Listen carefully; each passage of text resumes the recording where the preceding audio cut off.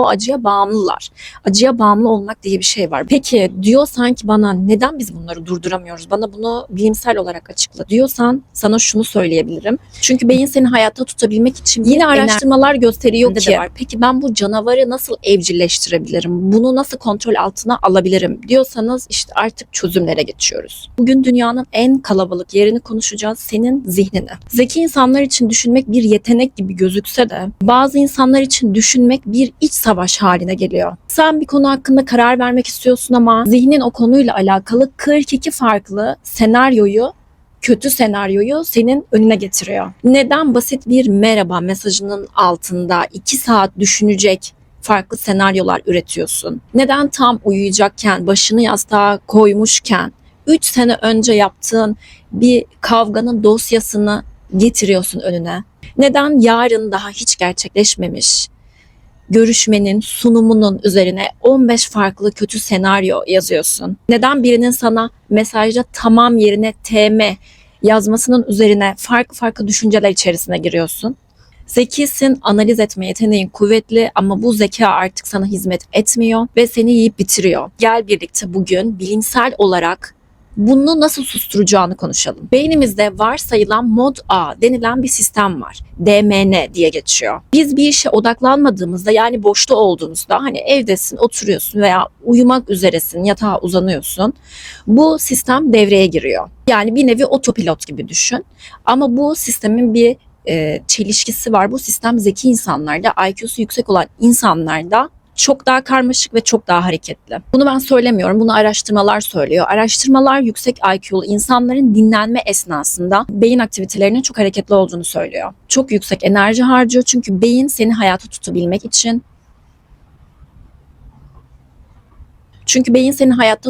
için bir simülasyon oluşturuyor. Yani aslında sen kuruntu yapmıyorsun. Beyin en yüksek kapasitede, en yüksek işlemcide çalışıyor. Çünkü seni hayatta tutmak istiyor. Çünkü olası tehditlere karşı gardını almak istiyor. Yine araştırmalar gösteriyor ki analitik zekası yüksek olan insanlar olaylar arasında hiper bağlantı kurabiliyor çok yüksek şekilde. Bunu ne demek istiyorum? Mesela sevgilinin ses tonuyla ekonominin bir bağlantısını kuruyorsun aklında veya arkadaşın o gün sözleştiniz ve akşam yemeğine geç geldi.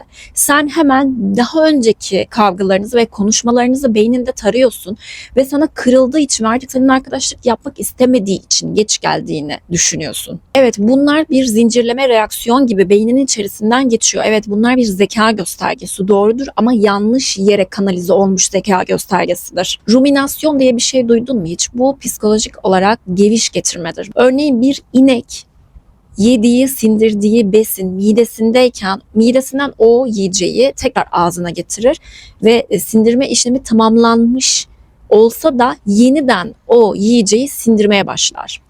Siz de, ben de ve bence birçok insanda zihinsel geviş getirme yapıyoruz. Yani zaten olmuş, bitmiş, tamamlanmış, sonuca ulaşmış bütün işleri tekrardan zihnimizin önüne çıkartıyoruz ve sürekli onu düşünüyoruz. Yani psikolojik geviş getirme yapıyoruz ve bu enerjimizi çok harcayan bir şey. Peki diyorsan ki bana neden biz bunları durduramıyoruz? Bana bunu bilimsel olarak açıkla diyorsan sana şunu söyleyebilirim. Beynin onu tekrar gün yüzüne çıkartarak problem çözdüğünü sanıyor.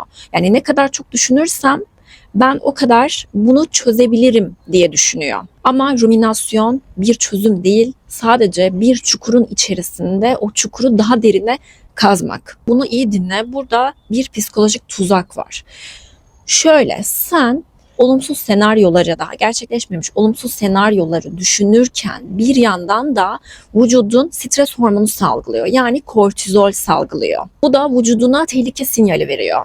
Bu tehlike sinyali senin daha fazla stres hormonu salgılamana sebep oluyor. Yani bir kısır döngü içerisine giriyorsun. Burada sana daha enteresan bir şey söyleyeceğim. Beynin gerçekle senaryoyu, hayali ayırt edemiyor. İşte bu senin için hem güzel bir şey hem kötü bir şey. Ne demek istiyorum? Bilim insanları deney yapmışlar. Bir insanı MR cihazına koymuşlar ve birine limon yedirmişler. Birine de limon yediğini düşünmesini, ağzının sulanmasını, yani hayal etmesini tamamen istemişler. Peki ne olmuş dersen, ikisinin de beyin görüntülenmelerinde beyinlerinin aynı yerinin ateşlendiği bulunmuş. Aynı şekilde ağızları tükürük salgılamış. Limon yiyeni anlayabiliyoruz evet, ama limon yemeyenin de ağzında tükürük salgısı artmış. Yani fizyolojik reaksiyon gerçekleştirmiş o da. Ve beyninde aynı bölge çalışmış. Yani beynin bu olay gerçek mi? Düşüncede mi, yoksa gerçekten bu olay yaşanıyor mu diye bir filtreleme sistemi yok. Dediğim gibi bu hem güzel bir şey hem de kötü bir şey. Sen gece yarısı hani kavgalarını, geçmişini düşünüyorsun ya ve o anda yine kalbin hızlı atıyor, belki terlemeye başlıyorsun, yine bir fiziksel reaksiyon gerçekleştiriyorsun. Çünkü beynin o olayı hayalde değil de gerçekten şimdi yaşıyorsun sanıyor. Gerçekten şu an o kişiyle kavga ettiğini düşünüyor ve yine amigdala bölgesinde, beyninin korku merkezinde savaş ve kaç uyarısı oluyor. Yani şu an onun için o olay yaşanıyor. Yani sen olmayan bir şey için, şu an gerçekleşmemiş bir şey için vücuduna kimyasal salgılatıyorsun ve o kimyasalla kendini zehirliyorsun. Hiç böyle düşünmemiştin değil mi? Bir şeyi düşündüğün an vücudunda nöropeptitler, yani sinir habercileri salgılanır. Bu da kanına karışır ve senin duyguların ortaya çıkar. Mesela hüzünlü, mutlu, tehlikeli, tehlike hissediyorum gibi sana duygular yaşatır. Ve bu da çok önemli bir konu. Bunu da iyi dinle. Sürekli acı kimyasalları, acı veren kimyasallar vücudunda salgılandığı zaman artık sen bir acı bağımlısı oluyorsun.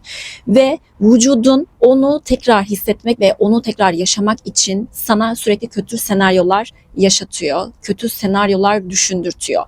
Böyle biri muhakkak hayatında vardır veya sen böyle birisindir. Ben mesela şahsen hiç arabesk müzik dinlemem. Yani arabesk müzik kötüdür anlamında değil. Bana acı veren ve duygusal müziklerin hiçbirini dinlemem. Çünkü o müzikleri dinlediğiniz an zaten insanlar bunun için dinliyor değil mi? Acı hissetmek için. Çünkü o acıya bağımlılar. Acıya bağımlı olmak diye bir şey var. Bu aynı tütün bağımlılığı veya yasaklı madde bağımlılığı gibi bir şey. O kimyasalı artık vücudun istiyor ve böyle insanlar çok fazla. Dediğim gibi bu tuzağa düştüğün zaman artık kaçarın yok. Bunu fark etmediğin takdirde sen de artık bir acı bağımlısısın ve sürekli kötü senaryoları ruminasyon yöntemiyle, geviş getirme yöntemiyle sürekli düşüneceksin. Ve sürekli kötü senaryoları düşünmek henüz ölmemiş birini mezara koymak gibi bir şey. Onun için cenaze namazı hazırlamak gibi, cenaze töreni hazırlamak gibi bir şey. Peki bana diyorsanız iyi güzel anlattın, bunlar bende de var. Peki ben bu canavarı nasıl evcilleştirebilirim? Bunu nasıl kontrol altına alabilirim diyorsanız işte artık çözümlere geçiyoruz. Düşünmeyi düşünmek, metabiliş diye bir şey bulmuşlar. Bu şu demek: sen bir düşünce değilsin. Sen o duygunun kendisi değilsin. Sen sensin. Şöyle diyeceksin: seni değersiz hissettiren bir şey düşündüğün zaman diyeceksin ki evet, beni değersiz hissettiren bir düşünce var. Ama ben o düşünce değilim. Sen kendini o düşünceden ayrı tutacaksın. Sen o düşünce değilsin. Sen sadece onu izleyen bir gözlemcisin. 5 dakika kuralı diye bir şey bulmuşlar. Ben bunu hiç bilmeden böyle küçüklükten beri yaptığım bir yöntem. Ne demek istiyorum? Ertelemek. Yani mesela şu an üzüleceğin bir olay var kendine göre. O olayı şu an düşünme. Ona randevu ver. Mesela akşam üzeri 7'de düşüneceğim ve 5 dakika düşüneceğim. Bu kadar. Çünkü sadece ben bunu düşünmeyeceğim demek de o şeyi daha çok düşünmene sebep oluyor. Mesela Pembe Fili Düşünme diye bir kitap vardı, biliyorsunuzdur. Böyle bir komut değil de ona randevu vermek. Hani bir nevi işte kontrol bende. Beynimin kontrolü bende. Beynimin kontrolü şu an bende demek oluyor bu. Diğer yöntem içinde şunu demişler: fiziksel çıpa demişler. Bu panik atak hastalarına da önerilen bir şey. O an çok paniksiniz ve düşünceler üzerinize çok fazla üşüşmüş durumda. Şöyle yapıyorsunuz. Gidiyorsunuz, o zihniniz o kadar hani yukarılarda uçuyor, soyut düşüncelere dalıyor ya. Siz şu an bu bedende olduğunuzu hissetmek için soğuk bir duş yapıyorsunuz. Yüzünüzü soğuk suyla yıkıyorsunuz. Bence spor yapabilirsiniz. Yani hızlı bir şekilde yürüme, adrenalin salgılayabilirsiniz. Mantığı anladınız değil mi? Fiziksel bedene tekrar dönme, o soyut düşüncelerden biraz kurtulma yöntemlerini yapabilirsiniz. Umarım artık o overthinking denilen, o çok düşünme durumlarının ne olduğunu ve vücudunuzda ne gibi reaksiyonlar sergilediğini biraz bile olsa size anlatabilmişimdir ve yöntemlerini uygulayabilirsiniz.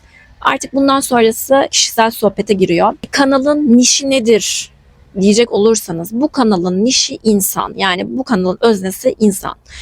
Bazen çok az da olsa böyle konular, böyle yorumlar görebiliyorum. Ben bu kanalda insana dair faydalı olabileceğini düşündüğüm her şeyi konuşacağım. Hani size vaadim bu. Size çok büyük şeyler vaat etmiyorum ama en azından bu videoları açtığınız zaman 10-15 dakika boyunca ben de bunları yaşıyorum veya benim çevremden de bunu yaşayan var. Buna böyle de bakabilirmişim diye farklı bakış açısı kazandırmak. Uçuk kaçık bir şeyler vaat etmiyorum. Amacım bu. Faydalı olabildiğimi düşünüyorum nacizane ben. Çünkü şöyle de bir isyanım var arkadaşlar. Bazen YouTube'da gezinirken magazin kanalları görüyorum. Mesela bir kadın evinin ev ortamında açıyor, magazin konuşuyor.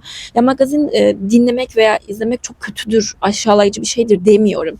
Tabii ki de boş zaman geçirmek isteyen magazin dinlesin de ya kadın 18 saat önce koyduğu video 100 bin izlenmiş oluyor. Ama ben kendimce faydalı olduğunu düşündüğüm videolarım çok az izleniyor. Sizlerden bu konuda destek bekliyorum. Ne kadar videoyu beğenir, yorum yapar, paylaşır, puanlarsanız o kadar çok beni video çekme konusunda motive edersiniz. Çünkü zaman zaman gerçekten ya artık video çekmesem mi? Video artık çekmesem mi diyorum. Hani bazen de küsüyorum. Çünkü hani 2000 izlenmek, 1000 izlenmek bana göre artık çok az. Ben daha geniş kitlelere sesimi duyurmak istiyorum. Çünkü bu beni motive eden bir şey. Biraz da yürüyeyim de öyle konuşayım dedim. Çünkü ışığım da gitti bir yandan.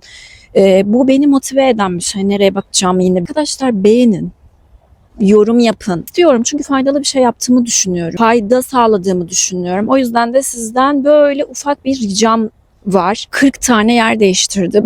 Çünkü hem ışık hem ses, gürültü birazcık da ayakta konuşayım dedim. Çünkü bu videoyu izlediğiniz için teşekkür etmeyi unuttum. Bu arada önerilerinizi de bekliyorum. Yani aslında videoların tıklanması çok az herhalde kapak fotoğraflarımla alakalı ama tıklandıktan sonra yandan birileri türkü söylüyor. Tıklandıktan sonra izlenmesi iyi. Bana tavsiyeleriniz ve önerilerinize de açığım bu arada. Beni izlediğiniz için teşekkür ederim. Bir sonraki videoda görüşmek üzere.